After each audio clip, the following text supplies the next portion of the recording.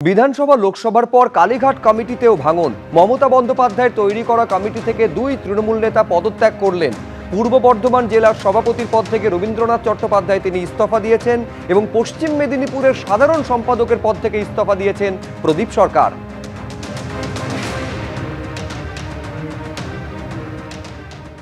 আমি পদ এখন নিয়ে কি করবো, যেখানে বাংলার মানুষ তৃণমূলকে আজকে দূরে সরিয়ে দিয়েছে। আমি যখন পদে ছিলাম তখন আমি কাজ করতে পারিনি। আমি যখন চেয়ারম্যান ছিলাম আমাকে বিনা কারণে তৃণমূল কংগ্রেস সরিয়ে দিয়েছিল। আমি যখন এমকেডি এর ভাইস চেয়ারম্যান ছিলাম আমাকে কাজ করতে দেওয়া হয়নি, একটা সই করতে পারিনি। যখন সরকার ক্ষমতায় ছিল দল পদ দিয়েছে, কাজ করতে পারিনি। দল এখন ক্ষমতায় নেই, আমি পদ নিয়ে কি কাজ করতে পারবো? আজকে ওই উন্নয়নে সামিল হতে চাই, ওনারা যে উন্নয়ন করছে তাদের পাশে থাকতে চাই একজন নাগরিক হিসাবে। আর কাউন্সিলর আমি ছেড়ে দিতাম, কিন্তু বর্তমান জনকল্যাণ শিবির অনেক চলছে, তাতে মানুষকে পরিষেবা দিতে, মানুষের উপকার করতে। আর 4 মাস ভোট আছে, কাউন্সিলর পদটা রাখলাম। তাও আমি কর্মীদের সাথে বলবো, কর্মীরা যদি বলে সেটা থেকেও আমি ইস্তফা দিতে রাজি। দলের পদে ইস্তফা দিয়েই কি বিরোধী শিবিরে কাটোয়ার রবীন্দ্রনাথ? বিরোধী দলনেতার ঘরে গিয়ে ঋতব্রত বন্দ্যোপাধ্যায়ের সঙ্গে সাক্ষাৎ। অনেকেই আমাদের সঙ্গে যোগাযোগ রাখছেন। রবীন্দ্রনাথ চট্টোপাধ্যায়ের সঙ্গে কথা বলার পর দাবি ঋতব্রত বন্দ্যোপাধ্যায়ের। রবীন্দ্রনাথ চট্টোপাধ্যায় শুধু একজন সম্মানীয় বর্ষীয়ান রাজনীতিবিদ নন, তিনি দীর্ঘদিনের বিধায়কও বটে। তো আমি বারবার যে কথাটা বলছি যে যারা কালীঘাটে বসে এই ধরনের সিদ্ধান্ত নিচ্ছেন গ্রাউন্ড রিয়ালিটির সঙ্গে তাদের কোনো যোগাযোগ নেই, সং আছে, গঠন নেই। যে কারণে গতকাল যে তালিকা বেরিয়েছে তাতে রবীন্দ্রনাথ চট্টোপাধ্যায় জেলা সভাপতি হিসেবে তার নাম ছিল। শ্রদ্ধেয় রবীন্দ্রনাথ চট্টোপাধ্যায় আজকে তিনি পদত্যাগ করেছেন, পদত্যাগপত্র পাঠিয়ে দিয়েছেন এবং তিনি আজকে সারাদিনই আমাদের সঙ্গে ছিলেন। তিনি একজন শ্রদ্ধেয় মানুষ, আমাদের সবার অভিভাবক। তার পরামর্শ নিশ্চিতভাবে নিয়ে আমরা এগোব। দুই দাপুটে তৃণমূল নেতা পুলিশের জালে, একজন প্রাক্তন কাউন্সিলর এবং আরেকজন প্রাক্তন মন্ত্রী।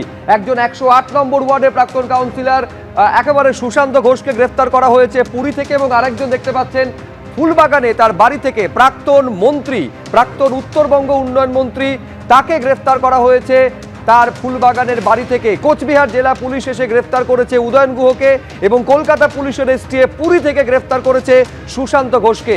দুই প্রাক্তন, একজন মন্ত্রী এবং আরেকজন প্রাক্তন কাউন্সিলর, দুর্নীতির অভিযোগে দুজনকে গ্রেফতার করেছে পুলিশ। প্রতারণার অভিযোগে জালে আরও একজন প্রাক্তন মন্ত্রী। এর আগে আপনারা জানেন 3 জন প্রাক্তন মন্ত্রীকে গ্রেফতার করা হয়েছে একাধিক দুর্নীতির অভিযোগে। দুই প্রতিনিধি আমাদের সঙ্গে সরাসরি রয়েছেন।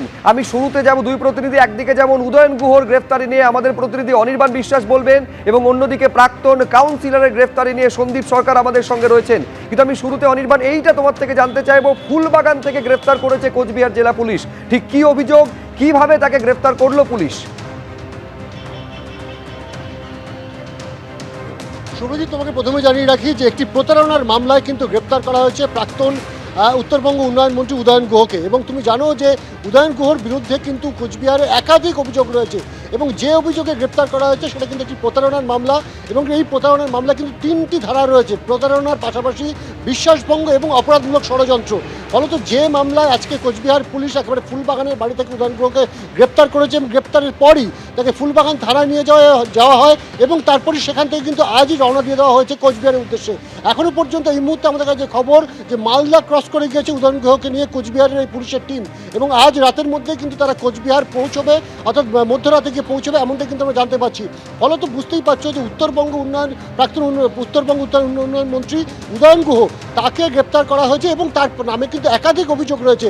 এর আগে আমরা জানি যে 2021 সালে ভোট পরবর্তী যে হিংসা, সেই ভোট পরবর্তী হিংসায় কিন্তু উস্কানি দেওয়া থেকে শুরু করে বিভিন্ন রকম অভিযোগ ছিল। মিথ্যে মামলায় বিজেপি কর্মীদের ফাঁসিয়ে দেওয়ার অভিযোগ রয়েছে, এমনকি ষড়যন্ত্রের এবং তার পাশাপাশি প্রতারণার আরও কিন্তু অভিযোগ রয়েছে।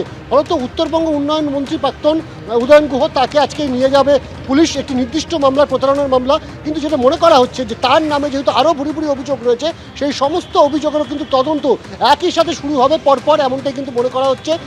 এবং কুচবিহার থানা পুলিশের টিম ইতিমধ্যে কিন্তু মালদা পৌঁছে গেছে, এমনটা কিন্তু আমরা জানতে পারছি।